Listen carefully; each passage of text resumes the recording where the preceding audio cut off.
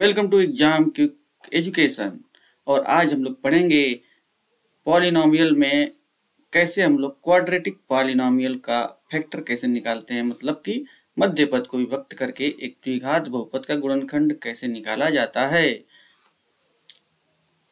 एक द्विघात बहुपद के गुणनखंड करने के लिए मध्य पद को इस तरह से विभाजित करते हैं कि विभाजित पदों का योग मध्य पद के बराबर होता है तथा गुणनफल प्रथम और अंतिम पद के गुणनफल के बराबर होता है। ठीक है, अभी एग्जाम्पल यहाँ पे px equal to x square plus 5x plus 4। ठीक है, इसका गुणनखंड करने के लिए हम लोग अब 5x के मिड टर्म ये है, ठीक है, इसको हम लोग ब्रेक करेंगे। कैसे? X square plus 5x plus 4 is equal to, मान लीजिए 0 है, तो x square plus 4x plus x plus 4, तो यहाँ पे हो जाएगा x into x plus 4 plus 1 x plus 4। तो इसके दो फैक्टर हो जाएंगे। कौन कौन से बताओ जल्दी, कौन कौन से फैक्टर हो जाएंगे? x plus 1 and x plus 4। इस तरीके से हम लोगों ने क्वाड्रेटिक पॉलिनोमियल्स के फैक्टर हम लोगों ने निकाल लिए। इसको हम कहते हैं द्विघात बहुपद का गुणनखंड निकालना। ठीक है, अब आगे चलते हैं। उम्मीद करता हूं कि द्विघात बहुपद का गुणनखंड आप लोग अब निकाल लेंगे। अब ऐसे ही और भी आगे प्रश्नावली में जब हम सवाल देखेंगे तो उसमें सवालों के माध्यम से आपको और क्लियर हो जाएगा। तो घात और पद के आधार पर बहुपदों को निम्न प्रकार से विभाजित किया गया है। अचर बहुपद को शून्य बहुपद कहते हैं। रेखीय बहुपद, एक घात वाले बहुपद को रेखीय बहुपद कहते हैं। जैसे कि एक घात वाला बहुपद, जैसे कि यह है x प्लस पी, जहाँ a is not equal to 0। द्विघात बहुपद, दो घात वाले बहुपदों को द्विघात बहुपद कहा जाता है। जैसे कि x square plus b x plus c, यहाँ पे a का मान 0 के बराबर नहीं होना चाहिए। दो घात मतलब यहाँ पे दिख रहा है ना, दो घात है, x square plus b x plus c. अब त्रिघात क्या होता है? यहाँ पे तीन घातें होती हैं। जैसे वहाँ त्रिदेव होता है ब्रह्मा विष्णु महेश, वैसे ही यहाँ पे तीन घातें हैं, x cube plus b x square plus c x plus D.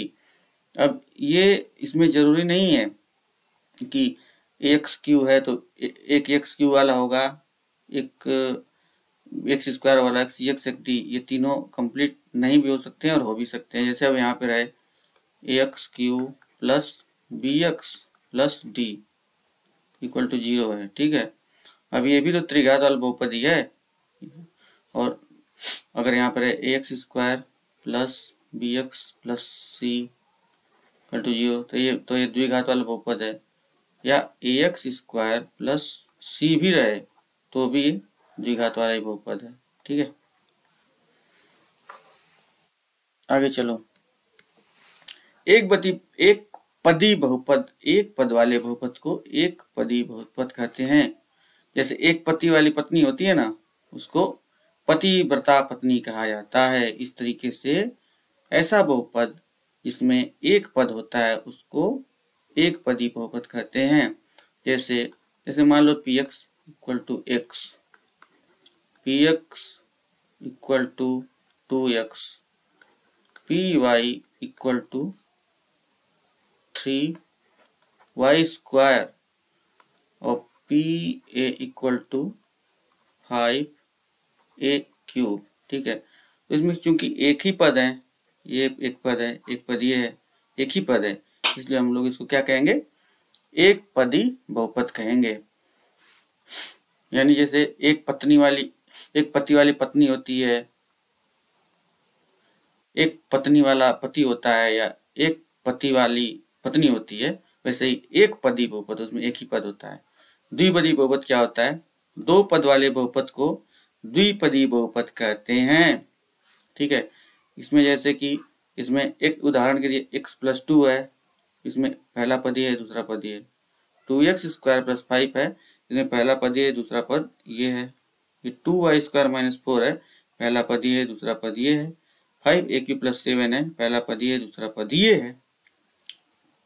ठीक है, अब इसमें देखो 2y² में इसकी घात क्या है, 2 है।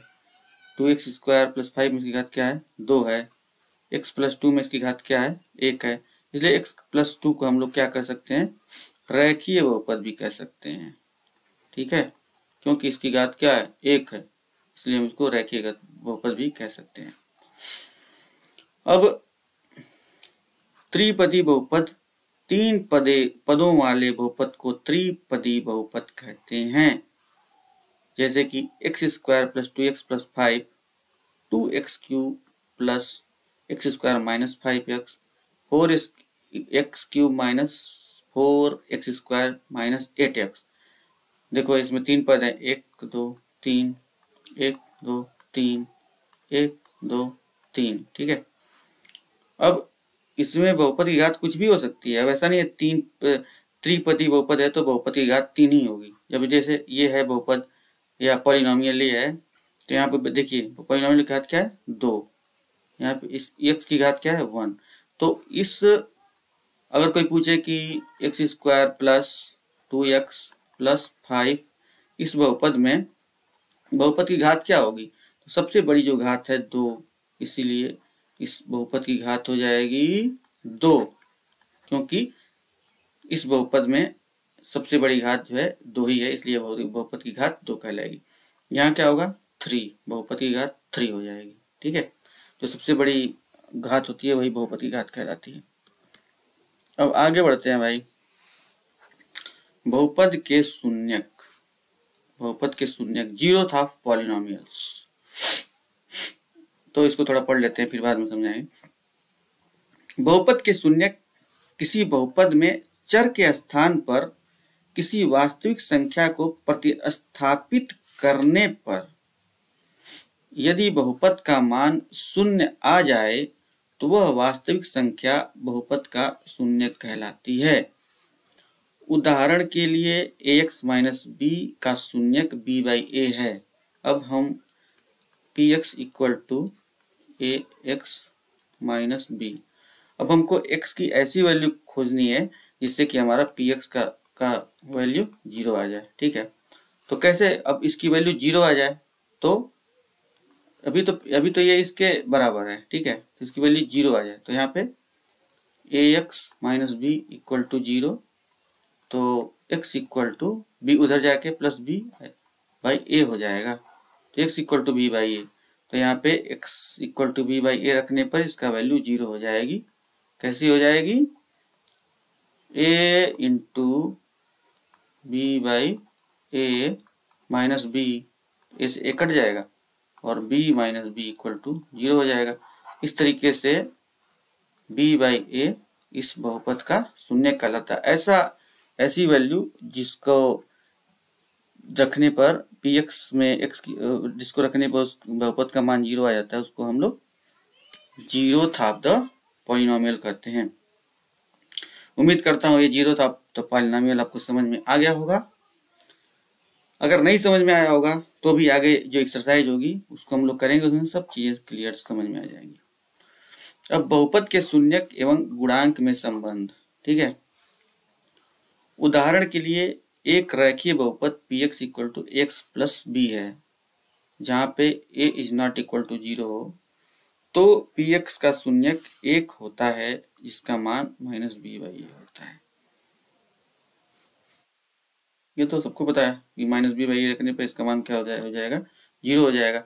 और ऐसी वैल्यू जिसको रखने पर बहुपद का मान 0 हो जाता है उसे ही हम लोग बहुपद का शून्यक कहते हैं। अब यहाँ पे पिछले उदाहरण में मैंने आपको बताया ही था।